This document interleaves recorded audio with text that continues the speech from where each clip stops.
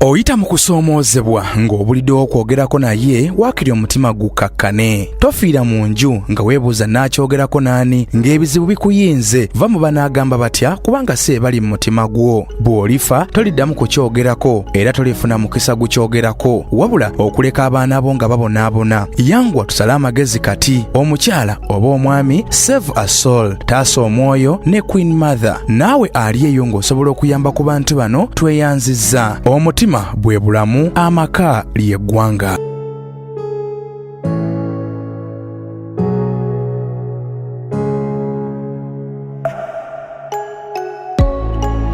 Program Save a Soul taasa omwoyo ng'olinange Maishara mu Queen Mother, mami w'abalongi, second last born wa mama, senga w'abangi lujjegere. Nate era nkomyewo mu kitundu kyaffe ekyokubiri ku programu yaffe eya Mwami Beka.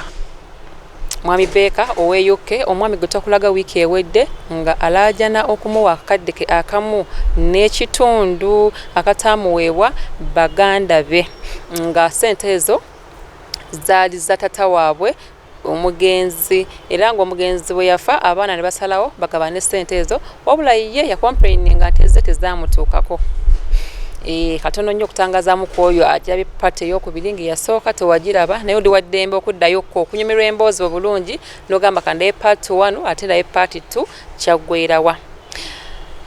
Yaliko omulundi ogwaggwa twalaga oba twakomekereza nga Dr. Seguya gwe bali boogerako nga administrator nga atunnyonnyola ku bitonotono ebyali bikwata ku sente ezo era ndooza eddoboozi lye waliwulya bulungi nnyo lyesaagala ate kuddamu nnyo olw'ensonga nti tulina ate amaloboozi amala genda okuzannya olunaku olwaleero kuba twakoma nga agezezzaako nnyo okulaba nti tufuna mwami Kasozi Omusika eyali ayogerwako ku nsonga eyo nti yaweebwa sente era ye n'atugamba nti ekitundu kyakisasuddwa kati ogenda kuwulira amaloboozi nga mwami Beka yagamba sente ezo teyazifuna tezaavaayo era wezibanga tezaavaayo wezibanga gyeziri Omusika tusobodde omufuna mu programu ey'okubiri ye atugamba sente tamanyi oba zadda oba tezadda era naye agenda kukola investigations alabe wezibanga tezadda sente ezo mwami Kasozi agenda kubanga atekako sente endala sente zibeere nga ziweebwayo wabula mu kutupromisinga atugambye omwezi gw'omunaana n'ogw'omwenda agenda kubanga amazeeyo sente ezo. Kinkoza bulungi nnyo kimpadde essanyu nti famire eno mwana tebiriimu kayana ng'era we twatandika programu eno twalowooza nti bintu bya kisaagirizi nate ne tulaba nti omwami ali serious nabo nno mwana wattu aba famire era mwami Kasozi atugambye naye yalowooza nti muganda walinga akayana ebyokusaagirira saagira ageza okulanga ate ekintu ali serious watuukidde okugamba nti kankwate essimu nkubire abantu aba media banyambe ku nsonga eno ng'alabira ddala omuntu sente ze azeetaaga. Mwami Kasozi amalozi otugenda okuwulira mugenda wamu eddoboozi lya Mwami Beka katutuma weyalaba programu eyasooka biki bye yaddamu era biki bye yasaba abantu bano bakole. Otumala okuwulira eddoboozi eryo tugenda kuwulira eddoboozi ly'Omusika Mwami Kasozi. Mwami Kasozi ono tweba mulaba wiiki ewedde ndowooza communication etabeera nnungi nnyo yatugamba lwakubiri olwokubiri onalinda ndowooza essimu yaffe ate nga naffe tulinze ye obudde ne butugendako ne tutamufuna naye abadde mwami wa mpisa n'atugamba wiiki eno olunaku lwokubiri ngenda kubanga mbatuuseeko mu butuufu omwami atuuse. Sigenda bba kifaananyi kye lwa nsonga emu ebintu tebiriimu kulwana tebiriimu kusika muguwa tebiriimu kuvoola tebiriimu kugamba nti kupininga muntu nti kino lwa nsonga nti abadde bantu bakkakkamu era nga bakkiriza ensobi eyo nsobi bakkiriza ensobi eyali yakolebwa mu sente ezo era y'ensonga lwaki ngenda kubanga nteekayo eddoboozi lye lyokka twogedde naye bulungi nnyo n'asobola otulambululirako ebintu ebyo nga we byali sente tazeeganye ali wiringi okuzisasula wabula ye ng'omuntu naye yeewunyiza nnyo nti mukulu we ate ekintu yakitedde ku level ndala naffe ne tugamba nga bwe twagamba nti twagala kutaasa myoyo gy'abantu omuntu atusabye aye ne mbabuuza mbiteeka mu kamera oba sibiteeka mu kamera ne bagamba bigende mu kamera.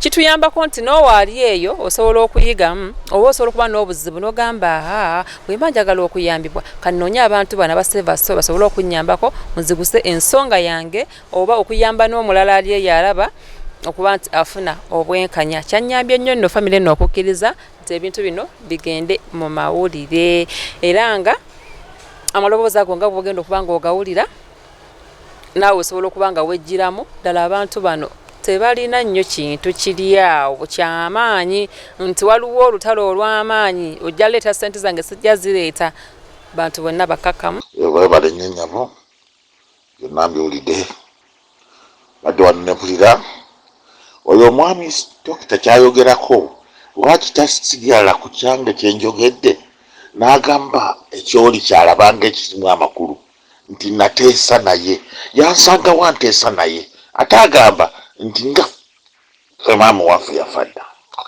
Kati bwagamba fe abaana bakwata sente eza maama owaffe ne baziwa omuzadde okuba baziwa ani maama waffe taliwo.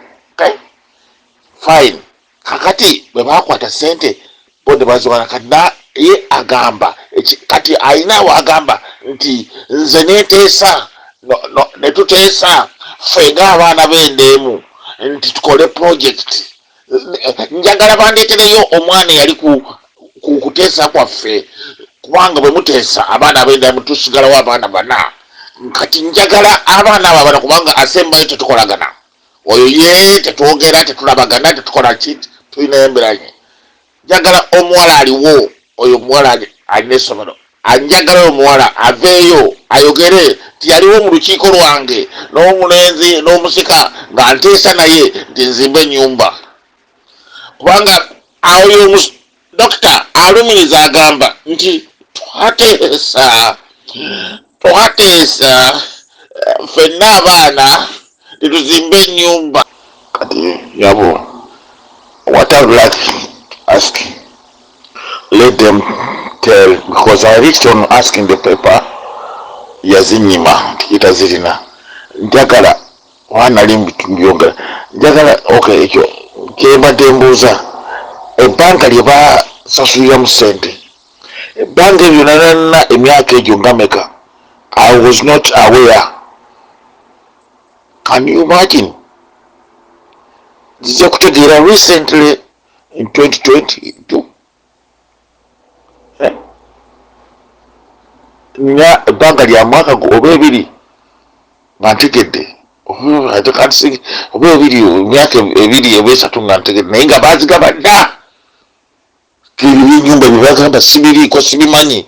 I don't know. I'm innocent. Babuuze sente bazigaba ddi and when nze nategeera ddi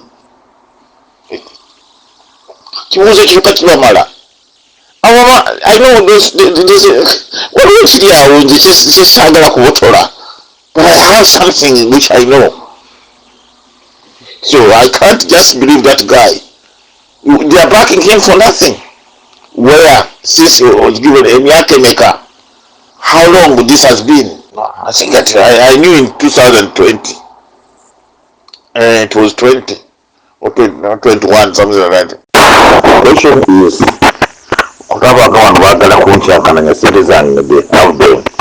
they know where they had do with my money. The question is, when did the man called Mr. Kasozi when the money was out? And when Mr. Kasozi told me the money came out, when did he tell me that the money was out?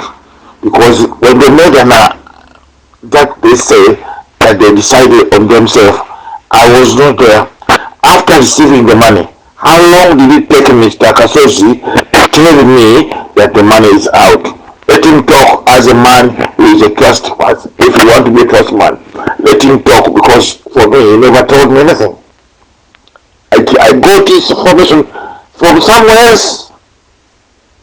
So, asking a question, why did you not how did I make a discussion about the money? Well, by the way, somebody should understand, which discussion did I have and why did I receive the message from somewhere else? Come on. You guys can see a question. How comes the discussion they are talking about when I did not know about anything about the money? I got the information from outside here from somebody else telling me about the money. So that's where you can see the lies of these guys, both of them. Yes, if you ask them that question. Queen Mother, save a soul. Tovaawo kankwe eddoboozi ly'omusika naawe omwewulirireko. Queen Mother, save a soul. Kizaiki ezosensa okulabako. Kasozi. Kasozi, sorry. Kati ndasaba nakwata kizito Kasozi. Tumwami Kasozi. Nesimye okulabako. Kwa tukubira essimu nga tutawaanya.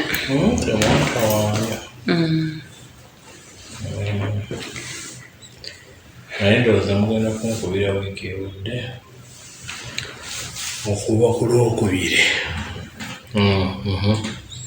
Olwokubiri luli twali tumanyi nti ogenda kujja. Ate lwenda kubera ngamba nabadde olusuube. Naye naye ndowooza mujja kuŋŋamba nzija. Enjawulo yali mu communication kirabika. Tuta. Twafuna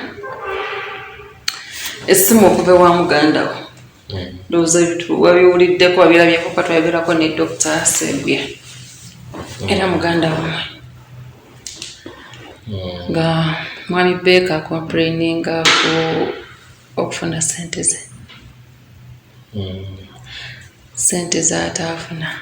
Kati n'asaba first of all ffe tukolera wano ku UBC. Nga tulina program bagiyita Save a Soul Taasa Omwoyo ng'eri ku YouTube ne ku Star TV. Kati yatukubira n'atugamba asaba okuyambibwako okufuna obwenkanya ku sente ezaweebwa pamulekwa akadde kamu n'ekitundu. Twasooka ne tukigaana okuba nga tukiteeka nga tulaba alinga oba atuzannyisa. Naye ne tumanyi tunalemerako ne tugamba omuntu ono ddala alina kye yeetaaga. So ne tumuwa obudde. Era bwe twafuna dokita n'atugamba kanoonye mwami Kasozi mukwasaganye kyembi ku lunaku olwo twayogera ne dokita Sebuya teyasobola kufuna ku ssimu. Ekyo bwekityo bwe kyali ye n'atunnyonnyola n'agamba era omuntu alina obba wekituufu era ye musika kuba essente yali amuwaddeko ezimu ye zaagamba mbu teyazifuna. Bwe yagamba ku akawunti kwe mwaziteeka. Ye yagamba tayagala sente za bitundu katali sure baazibawa oba tebazibawa kitegeeza kweziri balongereko akakadde. Kati kwe kwagala okuwulira okuva gy'oli. Kuba ndaba nga esente nto tesobola kubeerawo nga zitubeeza ku kintu kyekimu. Kati mulimu bibiri ziri teyazifuna ate okwongerako. Anti ye kasita namugambye dokita kye yayogera nti sente zaamuweebwako $50,000. N'agamba ye sente ezo yazimanyaako bamugamba bawaddeko $50,000. Akawunti gye yabagamba muteekeko n'amugamba saagala sente za bitundu ate anogaddeyo. Kati ye yakoma okumanya. Kaakati birimu bibiri tayagala bya bitundu. Ate kitegeeza ziri gye ziri. Omanyi anti yakireminga nti ataano gaakomawo eri yasindika. Kitwagala okakasa ddala zadda. Simanyi. Omanyi lwaki simanyi? Akawunti sigikebera naye gaakomawo gatya.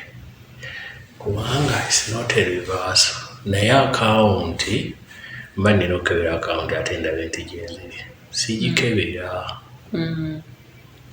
Kati no yayinza okuba naye nga tebaasa bagikola bati. Okay. So kati ekisinga obukulu kuwulira kibeerigwe nti ssente zo zifunye okikuba namugamba sente agenzifuna ekisinga obukulu kutabaganya kuba Ekisooka, ebintu nga bwe mugamba. nga biringa bya kisaazisaazi omuntu ali e London emyaka gyamazeeyo kwanira kamu yenze namubuuza za dola za paundi obuga mubuuza ffe eza Uganda nti eza Uganda zanjogeraku kamu kitundu zosiringi ekituufu nti izo sente twazigabana nze musika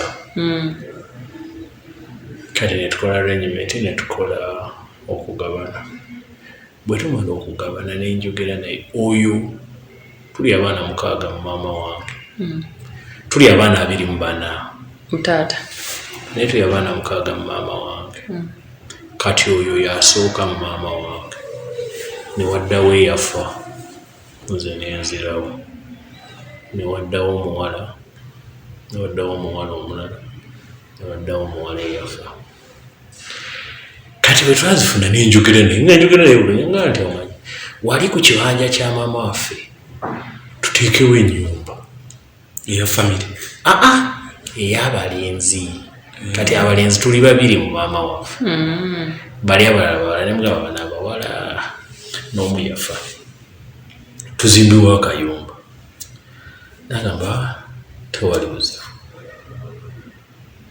kati nakayumba nze nenkatandika nenkakola nga ka miryango 3 okay enyumba nga bwolaba ey'edduuka ng'erina ebintu 3 mu bwongo bwange yali nti ebiryango ebyo bijja kuba birepresentinga abalenzi era nengitandika kati emu nengisitula nga yeyange omusingi bwali okukola ebyo mwe mwagenda ki sente kati nze nensitula ekyange kati oluvannyuma nansindikira kapulaani ayina wano omukyala gwe yayagalako ayina omwana ndooza enjiri nansindika kapulaani naga njagala kasiisira njagala akayumba nga kakasiisira nze nga nakola ddaki omusingi nakugamba akasiisira nabikwasa oyo omwana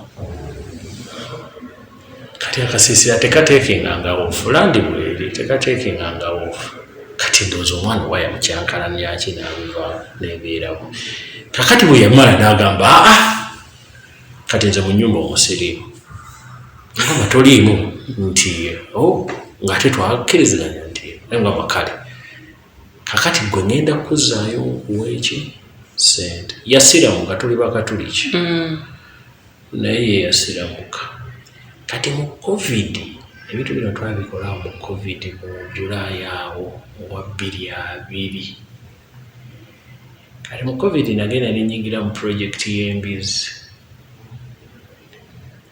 netandika kati bwe yamala okukayana ne mugamba ngenda kutunda embizi ezo nkuweeki sente naye embizi zatomera ne what happened with the piggery post covid ti abantu bazinduka kati twaziyingiramu nnyo nga tumanyi nti abaana bagenda kuvaamu sente abantu ne badduka embizi because of feeding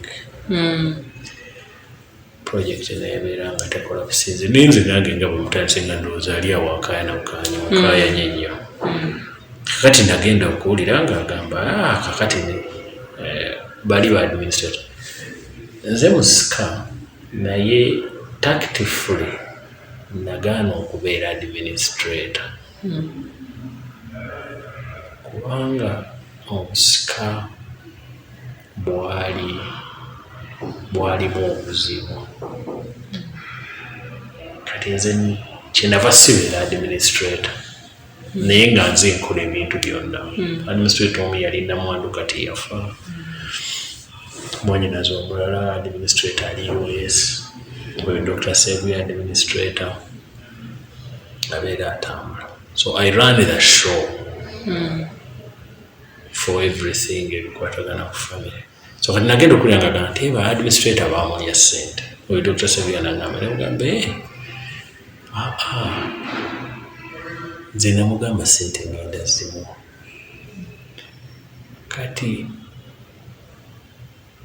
project y'embizi bwekola kusinga neŋŋamba nti kantandika okunoonya sente elsewhere ka Dr. Sebia nagamba abaana nina abaana babiri gamba abaana bo basasule sente zino biki mugamba asinza ngamba abaana kusasula sente ezo oyo ngenda muwa sente era nentola emitwalo 5 nengateekayo last month kakati ate Dr. Sebia nagamba nti kakati yayogedde yeno yangamba balooyi lawyer yaliwo ntugamba afuna ebintu bitono kuba twali ne lawyer waffe kati tugamba afuna kyokusobola okugwa Dr. alimugamba bano sijja kwogera nabo ku ssimu nze njagala bbala mpe ennamba zaabwe era kwe kujja nabbala basente ajazifunira naye sijja kusobola zimuwa muki era nali ngenda kukoleza installments 3 ziveeyo kakati ate bwemala nangamba ziri sente yazikomyawo ekyo kyogambye ez'okuzikomyawo naye nga sirina ritaani wano eŋŋamba nti zaakomawo enewe neŋŋamba nti ejja kusooka kwogera namu nga bwogambye this is embarrassing waayo omwami oyo nga bwogambye abadde UK ebbanga ddene Dr. namugamba nti bwe naaba nnemeddwa njagenda ntunda ennyumba eyo gye naziiba lwamiliyoni emu nagitundu yes era Dr. namugamba by the way nentwalayo n'omuguzi yali alina kusasula mu jjo naye nesente nezimugula kuba nayiga nnyo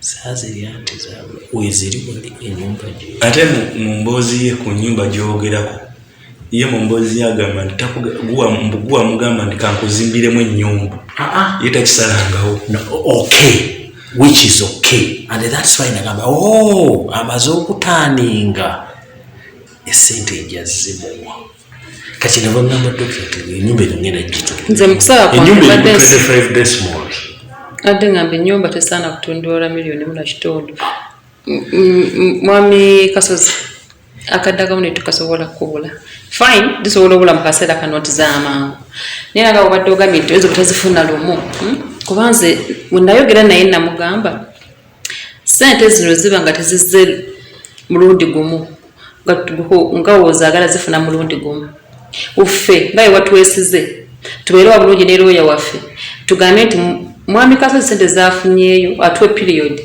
sente zafunyeeyo zaleeta paka ziwera kadde kamu n'ekitundu bwe tukakwaze nawe okagala kabeere kalamba naye oli tugenda muteekako pressure ti ddala kaleete kamu kitundu atubuulye engeri yagenda ozifunamu ebbanga eryo baleese 10 oba 2 oba 3 oba 5 emirundi 3 nti kati kaweza akamu ekitundu gukafune nga bw'okagala kubanga nga bw'ogambye why it is embarrassing nti sisobola kukonsiivinga naye yakuba essimu gye muli ne mutuula wano ne mukubira miliyoni emu n'ekitundu ate nga sigumu kuba yalemera anti twagamba ene kye twajja mu kintu kye kyali bwe kiti ntuba muli yalaba nga alinga ye atafunye bwenkanya kye twalaba muffe nti sente ayinza okuba zina singa obwenkanya singa twagamba omwana ono twamuleka ebweru ne tutamuteeka mu ssente ati agamba ekyo byatera teyazifuna yes allocation nga bwegambye in fact yali tabifanako naye kakati awo ekimuleetera era nga bwogambye nze why it is embarrassing ye timing obudde naki naye nga bwogambye nze sente jazibawo Dr. Sebia yagamba bwe baali boogera kubanga Dr. Sebia yagezezaako kakati nga akozesa kiri ekya administrator era we yasenga okwesiba n'amuwa account number kati account number eyo nze kwe nateeka emitwalo 5 kakati oyo bw'abanga yazirivansinga ngenda kikeberera nga nvudde wano nkijjeyo do you know why sikebera ku account eyo kubanga sirina nnyo sente z'ebankinga omanyiza ebintu byange I've completed life zina completing at the life kamba bulire wa inasoma nenkola nzala abana 2 abana ne bakula omwana akola mu Centenary mwezi akola mu Airtel yakulira Airtel Money. Sirina kyenjagala kati nze mu bulamu nkola bigambo bintu bya kika. Abaana bangamba mbeerako mu agency banking to stay active. Yes. Kati sirina nnyo kintu kiri awo nti kinzulusa emisinde yensonga obwenkanya singa twetwamuteekamu yaligambye nti bano bamboola naye tetwamuboola era bwe yatandika okugamba negamba dokita nti omanyi nja kumuwa sente zero naye lwaki siyinza kugamba baana ekyo kyoyogedde nti abaana mugende musasula sente no tekiriiyo kubanga sente singa nali nazirya naye structure eyo weerera kyova owulira nga nanyiiga nendeeta omusajja agigule muwe sente mugambe nti ki esente zino $1.5 ate no yali ayogera ku badiminisita ffe mu kusooka twalowooza oba bantu aba gavumenti oba bali add from outside nedda naye nga tukizuula nti baganda bakika omukyala waali taata waffe yazaala abaana bangi mu bakyala banjawulo kati ova olaba nze nava mu mukyalo naye yes kakati omukyala yaliwo nga taata afa kyavaako era ku administrator kubanga yali alipresenting a constituency kakati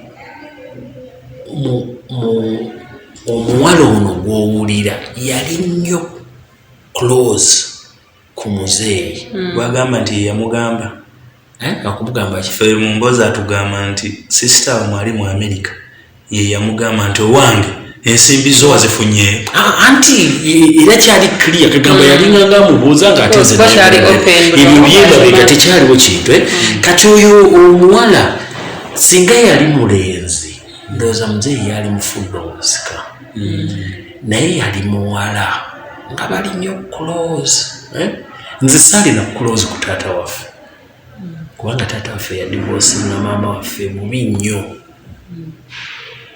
nga ndi mu S2 close to my father era for so long from S2 nze taata wange teyansasulira fees no nasoma nga ba Brothers of Christian Instruction be bampeerera era okufuuka omusika kuba baakuba akabiro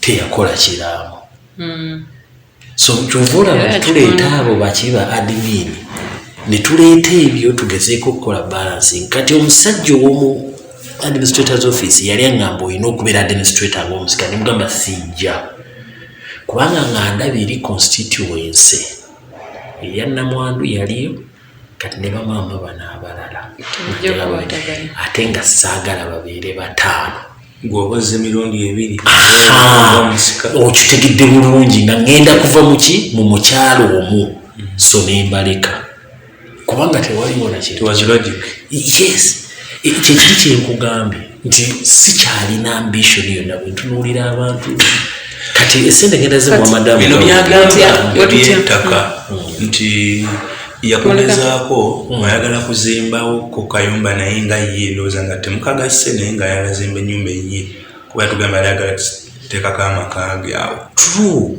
era weekiri ekyo ekyakasiisira kyenkugambye yaleeta akantu nga bubeera busiisira nga bu cottage naye era yabuwooli era tewali byogeramwamumirako plan yali agala ekyapa anti kyekyo kugamba story eyo nze wali nateekawo ennyumba kati ate ye ngagamba ekyapa nkirina ate nze ekyapa sikirina owulira ate okusanawo Dr. Seguya tekumwena tekuli akirina kiri expected nti kyabula kyekisuubirwa era nze nkyakinoonya kuba nina kulu naye nga sikirina era nabaga kati wanowayogeddeko naye waliwo kakeesi akazuulibwa wakalinze mukamenye kakeesi mu maka g'omukyalo kasanduuke asuubira busuubizi si kyekyapa kyokka n'ekyapa kyekijja tekirabika and what brings that yeri multiple family oyo maama waffe oyo kati naye mugenzi olwokuba yiye yafa ne muzeeyi ku last moment kubanga bano abakyala yagenda abadropinga kati waba agenda kufa n'abeera ng'asetonze kati maama waffe oyo n'abeera ng'ebintu yabirina mu nju era bw'amanya okufa nze namugezaako emirundi mingi n'ampita n'okumpita mpa ebyapa n'atuuka wali n'agamba sigenda bikuwa omanyi wa sigenda bikuwa temunateeka mu nnyumba yange masannyalaze n'amirimira kati laba bwagenda n'afa kati naye kugamba ekyo si kyekyapa kyokka ekiri mu disrepute nekiri ekyawaka ekyokubijja nakyo gyekiri naye weyanotuwalini era nze saamugamba nti kubanga sirina gyekikola kiri enkolaganayo n'omusajja ono eri etya era nebuunyiza basically okukolagana nga bw'oyogedde tewali baddewo kintu kyonna muno tukolagana naye ekiriwo nti era ng'abaana the party bajje mutamanyangako nti twaditakinga ng'abaana ba maama waffe from that divorce 1981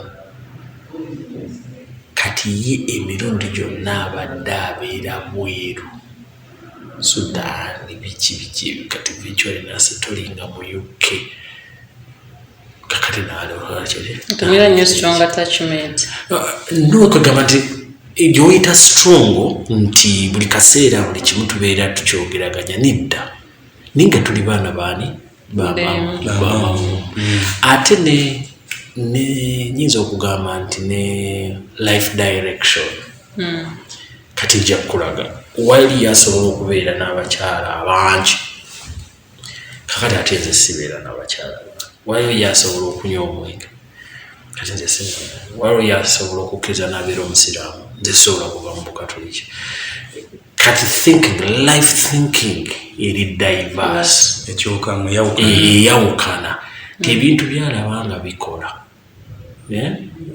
nze bibeera tebikola naye nga tewaliwo kaku era that's why nga bwogambye neewuunya nti ate kati Sente agamba yazifuna ate n'azikomyawo ate alowooza tezigenda kubanga nga banayazo teyali yabukuusa buli owakyo weba notazeekanye kati nze ndaba mwami Kasozi tusale magezi Sente ng'egyogenda kuzifunamu ekyo kituufu in fact mu July nali mpulaninza okuteekayo portion ey'okubiri naye kati bwe yakuba essimu n'agamba nti Sente ziri yazikomyawo ate nga nammwe nina okwogera nammwe ne ŋŋamba ate kati kaninde bino biveewo ate nkikomyewo mbeere nga nsobola okunteerayo portion ey'okubiri naye nga ebintu byebwe bityo tewaliwo kintu kyendaba nonoziba tezitulizireese engeri nti account weeri kakasa nti ziri kweziri zogenda okwongera kutugabugambi ntaddeyo kati ono ku account kweyesiga zigende abenga zita omulundi gumu kati yechange gyoleese kati bwe ngenda nendaba nga waliwo reverso kati ate mwe mugenda kuissuinga account mpya kati eri reverso ngijjeyo ate njibawe kubanga bwe baba ddala bazikomyawo eno nina okugenda okuziraba kubanga account ya mukyala Munyankole ndowooza tulyasingula somebody era ne kapapula nakabaweereza ndowooza oba gye bakolera reverso katugenda okifaninga butolayo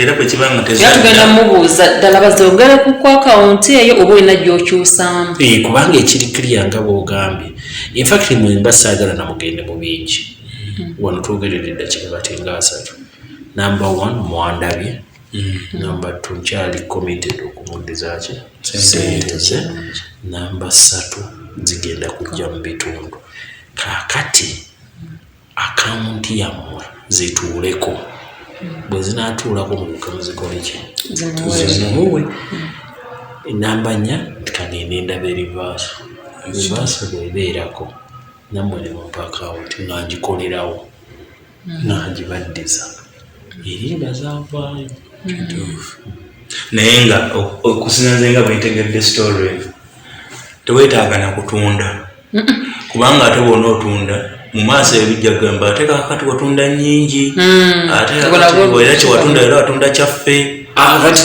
tuko awo okutunda wali awo yeri portion eyange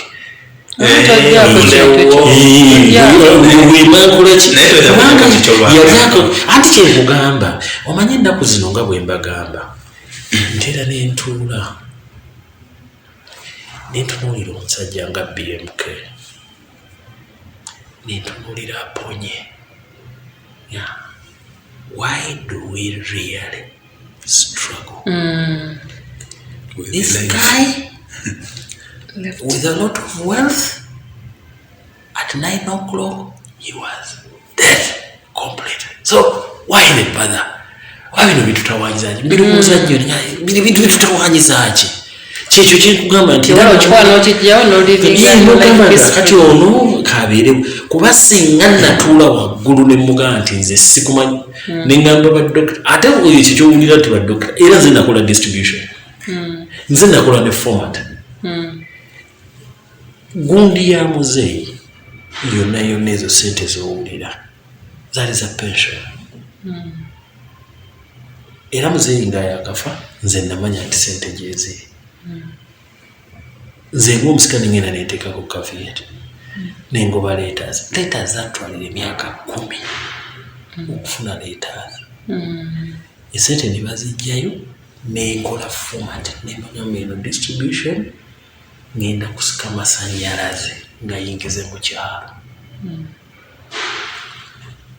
administrator nembagamba tusika amasannyalaze tukole memory y'omugenzi ne tusika amasannyalaze kilometers netugatuusa ekyalo kyaffe mwali temulowoozebwamu nti muli baamu amasannyalaze nembagamba balansi asigadde namwandu eyasigala afuna obukadde 7 bannamwandu abagenda abaali bavaamu bafuna obukadde 7 n'ekitundu sente ezisigaddewo buli mwana agenda kufuna miliyoni 1 n'ekitundu nali nzimanyi era sitoki kyanze nagikola nengitunza baadimiini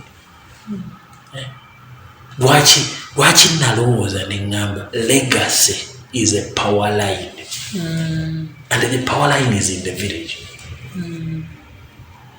Abaana bonna baali bagamba tuzirye tugende kakati beeyagala wegayitawo nawe bagamba mukyawo mulimu amasannyalaze bakyajinga amasimu baninze essimu yo okulaba ba sente kweziri naawe mpaka nti endala kati ate waliwo emboozi endala singa onoosanga nga tezadda naye ng'oyo omuntu simanyi asiimu ani ali mu akawunti nga ate yazikozesa akawunti si yange omuntu we emuntu alina lisiiti noono Dr. Sebuya alina lisiiti ya Sentinel nagibawa kakati ate ajja kuba shiftinga kubeera si nnyingi giri 5,000 ajja kuba shiftinga day wooli nti eno lisiiti ate sente ziruwa naye bw'aba yakola reverse njezero sina kuzibu bonna bannange era kyovula bano nombagambye omwana asula wange muwala bwazaala muwala mukulu ye mwana wo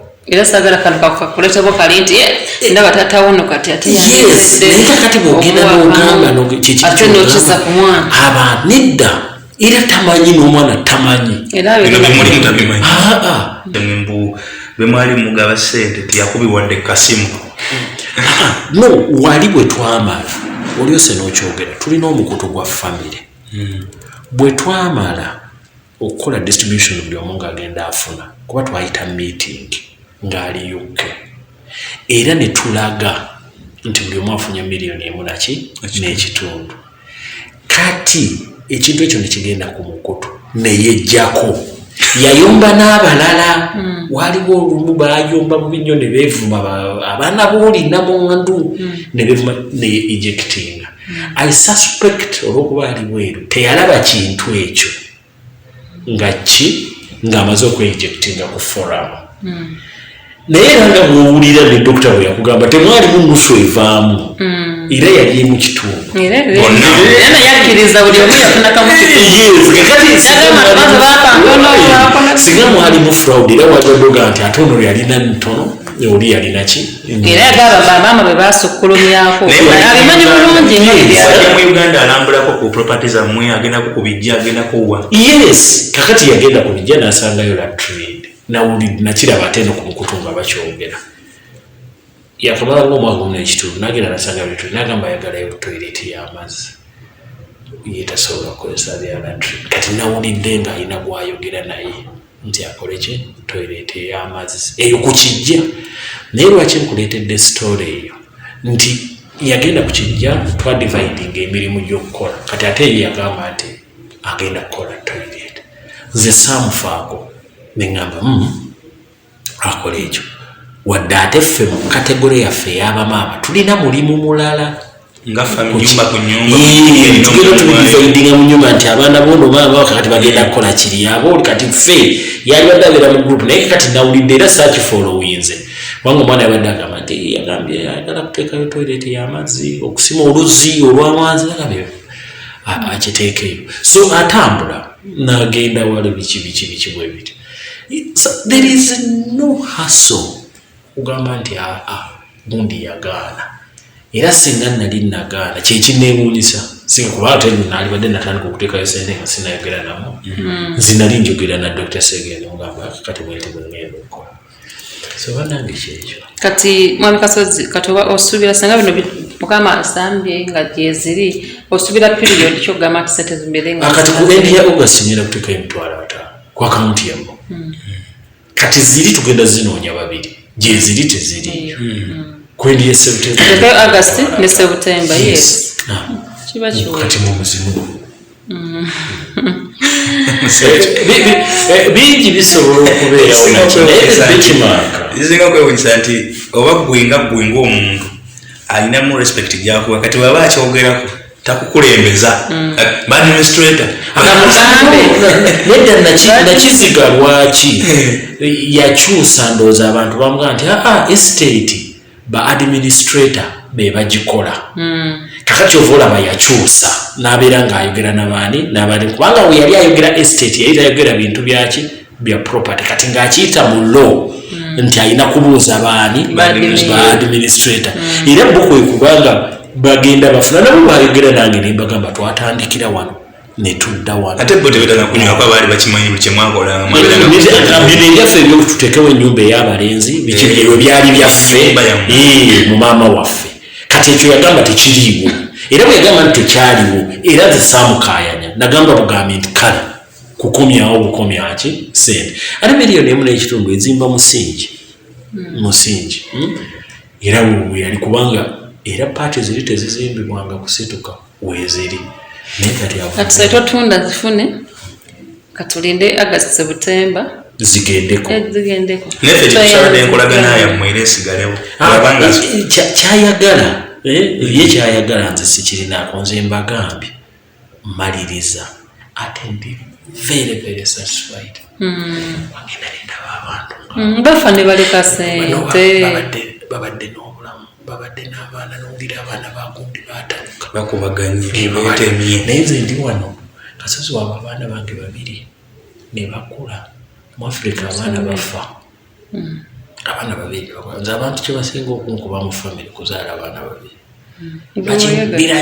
bakinkubira nnyo kubanga kyali era abamu bagamba nti nina abaana besireetanga naye nze nabagamba omukyala bwalijja n'aleeta abaana wano mukwatanga miggo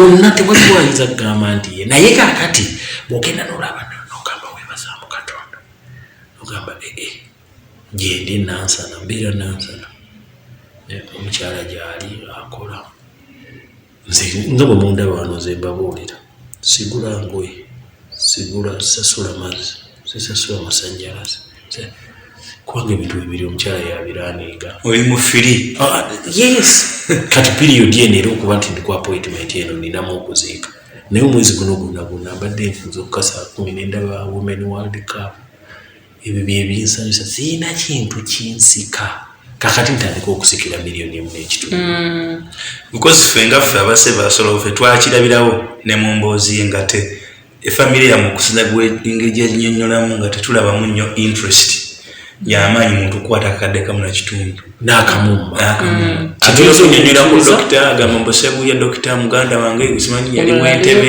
yali akulira kino nga tulaba ate oyo ye bambi lwakubanga administrator enusu agirina buli kimu akikoze wayogera ku sister we mu sister nga omw'Amerika lwaki badisita bajja lwakubanga agamba estate which is true bw'aba yagala kumugamba nti okay sebo sente zo wali badde wazirya dde miliyoni emu n'ekitundu ziri omwo ekyo nje kimugamba nti nsonyiwa nga maze okuzimalayo sente zo zaalwawo zizino nali naziteeka mu ttaka ne mu mataffaali kube twayogera sirina buzibu bannange embeera omubi era abantu bakuzimba ennyumba katuwana agamba nti okujja bozoga temwina byapa kati naye aba referi okuzimba nga yagadde ne paati weeri eyiye ate kati paati weeri naye kakati agamba tagala kuzimba nga talina mayiro tayito paati weeri kino ekintu kino ne bwekinaba kibuze nga tugendagenda mu process tukole gye bayita special title engendo eri nogamba kino kyabula wali agamba nti kino kyali bwekiti ne mulanga ne mugizaako kati eri nejja kati bwejja n'alyoka agitwala era bwe wabeera claim era wotandikira mbagambye nti title neyekijja era nayo yambirigo twali awo nga tuyombayomba abananga ani yagirina naye nga maama oyo akakakesi kati kebagamba ekyo ekintu kiyinza okubaayo abaana ba maama oyo bo tebalina kyebamanyi tebabikeberakeberako bamanyi olano kubanga era tususpectinga maama oyo yabagamba naye the family kyemulina okumanya temugamba nti no tuli awo tumuvinga the family has been yalina enjatika nyingi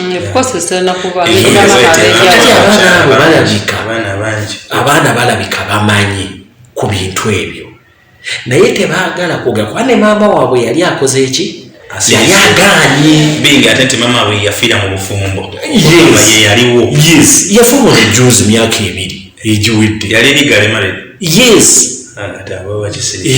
kakati naye wali waagamba wali awali ekyapa kiri kyembagamba ekya contention ekyekijja ate takirinaamu kubanga eyolandi ate teyali yataata waffe it's an estate yajjajja waffe mwenakwe mulina okwegazanyiza kakati taata waffe olwokubanga ye yali omusika wooli kati namwandu yatandika okulowooza nti alina okukola ki okontrolinga wali ne bannyina ba taata bakyaliwo babiri balamu erirandi ya taata basenga baffe ne taito bagamba gimuwa bali bwe bali nekakati obwo bukolaako obwo bujja genda buvaamu mpola era kyemuve kati mwe mumbuulidde nti eriyo keesi ey'okumenya babadde tebannabakola ki mumbuulira ate nga kihappeninga nti nze bwe nasikira taata basenga ne bagamba nti nina n'okusikira jjajja wali kati waliko baganda omwana omulala nga bagamba ono oluusi basenga abamu bano bayinza okulonda omusiko omulala naye mbanga famire ekwatagana ate baba baganda ne bagamba nti ono yaba abeerawo kakati wali ninawo n'obusika ku kijja naye yanze njitwala mpola kubanga naye banaakola ki wali wajja kubeerawo kagamba seera kyevula bagambe kiri embalasi naye wabeerawo obuzibu bwonna oba omusango kanki bagambe na kino era nagonze nja kubeerawo nga bobeera mu musango ne bakuwa ekibonerezo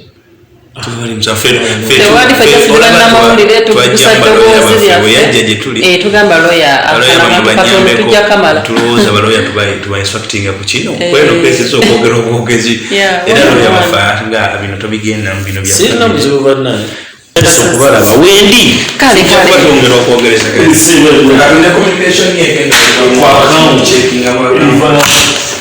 Queen Mother, save a soul. Assalamu alaikum. Yabali munange. Nze kakati nayogera ne kugamba nti baleeta emitwalo 5 nenjogera ne Sego mugansiriza musizagala mukiziteyo mukitwale. Sego yali yansaba account nze nali manyi bateekawo mu kitundu kakati tetubulankalanga bo baba bamanyi nti basasula emitwalo 5 nga bagiteeka ku account baleete sente ziriyo baziteekeko nze manye nti nfunye ekize njagala emu n'ekitundu nga namba nze ne mugamba bwata sente zammwe muzizeeyo sizaagala kati bo boba basobola oziteeka wamu badyongereko batopingeko gye baziteeka oba bo bamanyi gye baziteeka baziteekeyo banze nabo akawunti gye nabo siina akawunti nalaba muntu as a person namugamba teeka nagada aziteekako namugamba fine teekayo that's what I can say so nze namugamba seeguya muzeeyo sente zammwe bwaba bazizaayo ba tebazizaayo tebaba bakola kyangu nnyo kale baleete akakadde bakateekeko kubanga baba tebazizaayo batopingeko akakadde kange ebyange biggwe kindaba kyekirimu amagezi nze ndi eno sizaayo nze ndi eno siri Uganda at the moment sente nze nabagamba sente nze muzizeeyo kubanga nze njagala zange zawamu seberagana naye bakuwaddeko ezo negamba bampaddeko ezo yali zende zaalizize zende zaalize zampaako bwenganga nkunyulirako bukunyulize olide ankunyulirirako ngaani sina nze mubuuza ekibuuzo seguyoye lwaki apapalanyo n'agamba nti nze nateesa naye nze nateesezaawo nga sama yansende nga zivuddeyo bwambulira luvannyuma nnyo n'emyaka nga obuuza kuyitawo tisende baazijjayo kati nze nanditegedde ntya museveni yandibadde abuuzibwa ebibuuzo byatalimutunulimuddoloza nti banange waliwo ebibuuzo omuntu byobiraba nti asobola okubuuzibwa ekintu n'omubuuza fine mwogera bwe muti naye njagala muntu muwulire ye yamanya nze namanya ddi ye lwaki kyatwala ebbanga eyo naali omwaka mulamba nekitunga nze simanyi why ekisooka okwekwasa nti ennyumba gye bazimba nyumba ye mugizimba ku ttaka lyani okiwulira nze nagula ettaka ne mwana n'omusika ali wetwazimba alyoka atunde agimpemu sente you see there are things which you do likaba baleke kubuzaabuza this is all bakuyita scapegoats bubuzo kyebaba bakola nze namugamba mudyeyo sente zammwe mumanyi transaction eyo wafu wano in England if I put money on account yes nteeka ebutesi wali nezivaayo neŋŋamba banka yange nezaayo sente bwe banga sizange era ezizaayo bulungi ne bwe mbanga nsobola n'okusasula ate again neŋŋenda nenzigyayo sente zange nga saayagadde ekintu kyegitevu simanyi banka zebama bwe zikola naye ezawano esente bazikuddiza kasita ŋŋamba sente sizaagala bazizaayo so ze kyemmanyi kati nze nabagamba bwe ntyo kati baba nga tebazizangayo bwetuukeko buteesi emu fe tubanjemu kitundu that's it thank you very much this is amazing he wants to sell the business the building which he built that building is on which land you see where the Kavuyo come is the land of our side okay. If it's a land of, is he going to sell that house? So if he's selling the house, is this say I don't know where the house is built on the land, which means he's going to sell that land where the house is, and on which power? Because we need our land. I've never told him to sell my land, my part. No, you know. So Sandy, I got the car and I know I have what I have. You know.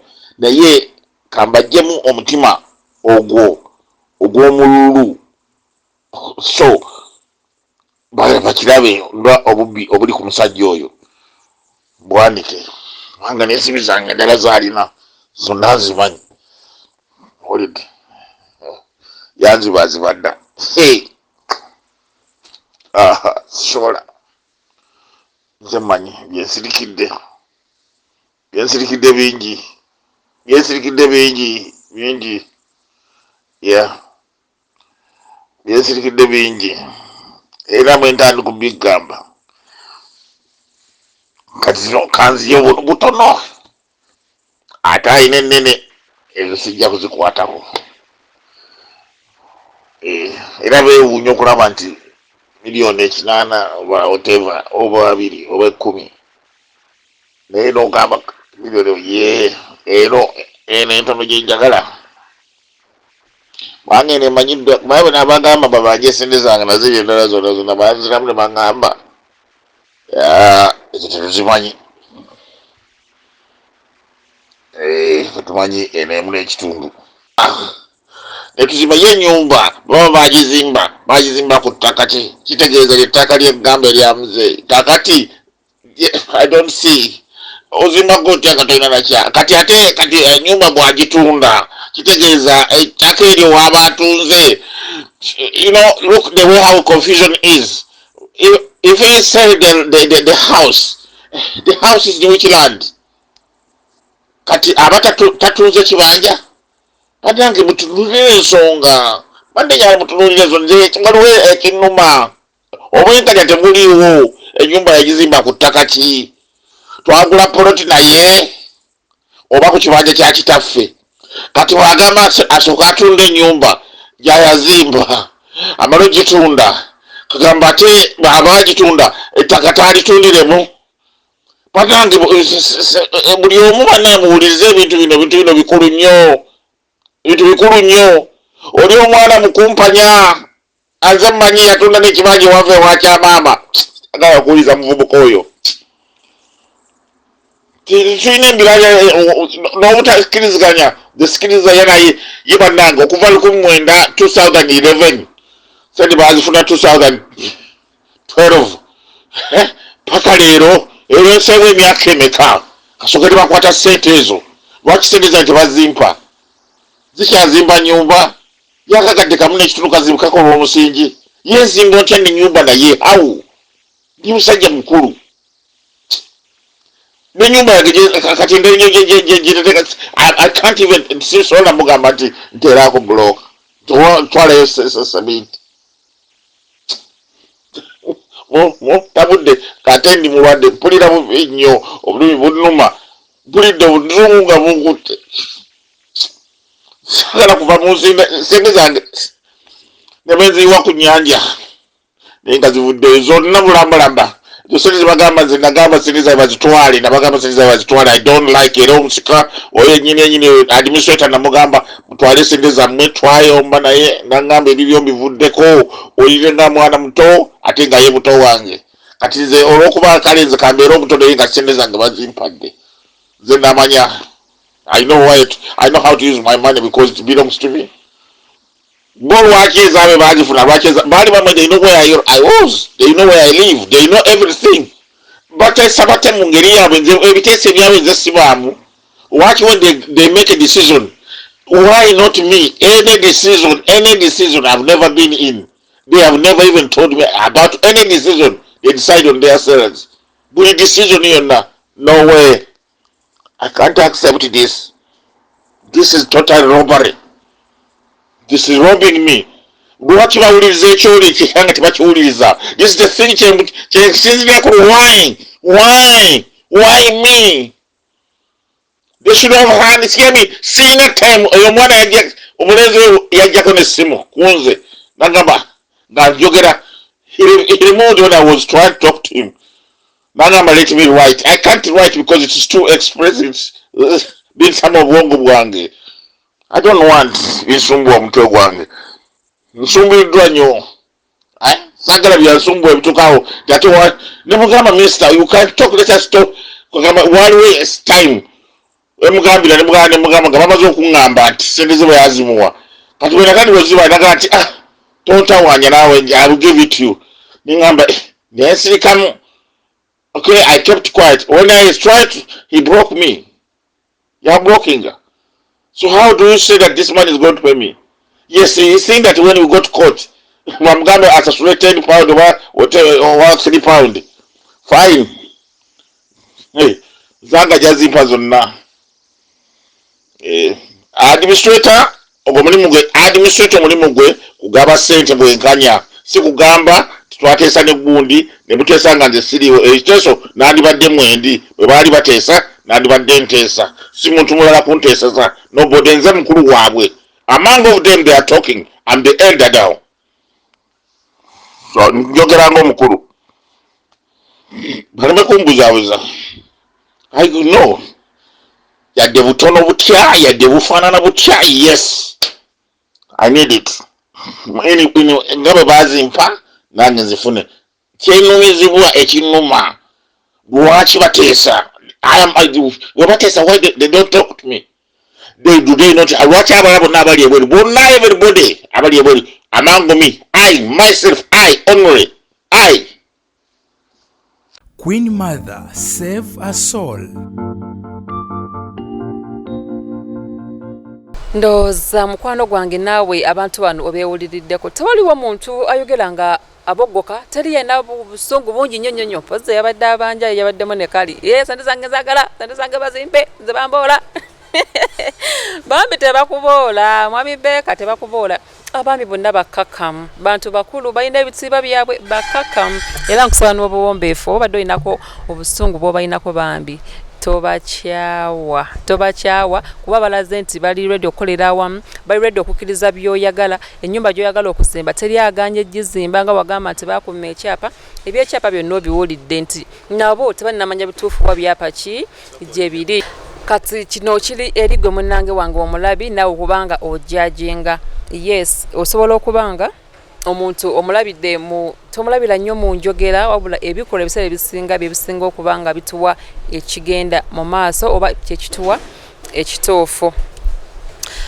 Programu yaffe eno Save a Soul tutunulira abantu abalina ekintu ekikuli ku mutima nga kikuzitooweredde mu butuufu ng'olaba omutima gwabuluka gugwawo togulinda kwabulukuka tetwagala kusanga butabika twagala kuwonya wabula twagala tujjanjabe nga tetunnaba kuwonya abantu abalina ebizibu eyo n'asirika oba n'anoonya omuntu gw'asobola okwogerako naye mu butuufu n'amubula mukwano gwange tosirika osobola okunnoonya ku namba z'essimu z'olabaawo wansi ne tusobola okulaba engeri gye tugenda okuba nga tukitambuzaamu abamu bagamba ekyange ekinnuma neefunbuliddwa obwenkanya nesinadde sinagala kiteeka mu kamera kuba omuntu ajja mu kamera ebiseera ebisinga abanga ali ku kisenge nga mu butuufu alaba kiganye agezaako bulamu kiganye n'agamba kale ekijja kijje kanjogere naye tulina ne bannaffe betumala ensonga zaabwe nga tuzimalidde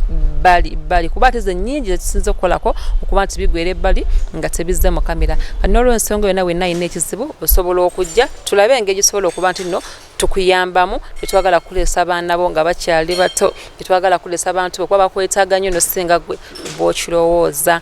Programu yaffe egenda kubanga ekomekeza olunaku olwaleero eya mwami Seguya wabula omuntu atekamu Sente programu ono okulaba nti ebeerayo ye Haji Miti mwana watu ajjanjaba endwadde ez'enjawulo banoonya mirimu bangoba ku mulimu njagala mwana noonya mukyala noonya mwami naye nze temunoonya mwami Miti kameramani wange njako kuba temunoonya naye nga abantu abanoonya abaami abanoonya abakyala Haji Miti ekyo yakimala ekyo yakyesigadiza agamba ajjanjaba munzijanjabiza ya ddiini akusomera Quran n'akusomera edduwa nawe n'ovaawo nga mu butuufu okkiriza nti omwami ono ajjanja mwana wattu akuwa n'ebbanga mw'olabira watalabawo nkyukakyuka yonna ogamba Haji akantu ke waŋŋambye ate nga ndaba ebbanga liyiseemu nkakasa agenda kubanga akolako akutereze bulungi nnyo ova mu byogenda mu byajjuuju bakunyonyeza ensaasi bakuyiire bino bakuyiire biri akutuuza wali ng'akusomera dduwa mazzi ga lukuya wa mazzi ga nnyanja kubaga amazzi galimu emikisa mwana wattu nolaba nti no bizinensi zo zitambula bulungi amakaago gatambudde bulungi kati nno munoonya ku namba z'essimu z'olabaawo wansi Haji Miti agenda kubanga akuddamu kyonna ky'owetaaze mu bulamu obwo.